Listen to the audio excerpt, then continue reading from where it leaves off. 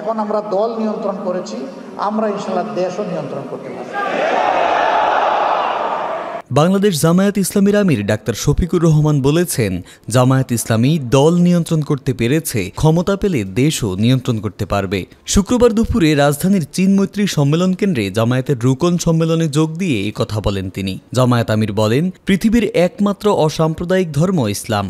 আমরা ইনসাফ ভিত্তিক সমাজ বিনির্মাণে সবার সহযোগিতা চাই। জামায়াতের রাজনীতি হবে মানুষ ও মানবতার কল্যাণে। ইসলাম ও দেশপ্রেমিক সবাইকে সঙ্গে নিয়ে পথ চলতে চাই আমরা। জামায়াত নেতাদের কোনো বেগমপাড়া বা পিসিপাড়া নেই দাবি করে তিনি বলেন, গত 54 বছরে বাংলাদেশের একজন নাগরিকের প্রতিও অবিচার করেনি জামায়াত। জামায়াত যেমনি দল নিয়ন্ত্রণ করেছে, তেমনি দেশও নিয়ন্ত্রণ করতে পারবে। 54 বছর জামাত ইসলামের কোনো নেতাকর্মী আমাদের 1 ইঞ্চি জমি চলে বলে কৌশলে আমাদের কাছ থেকে কেড়ে নেয় নাই।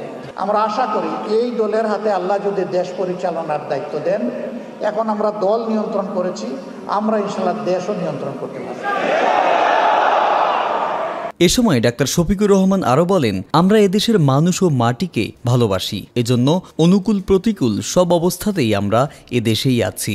অনুকূল অবস্থায় থাকা তো সমস্যা নাই, কিন্তু প্রতিকূল অবস্থায় থাকাটা চ্যালেঞ্জিং।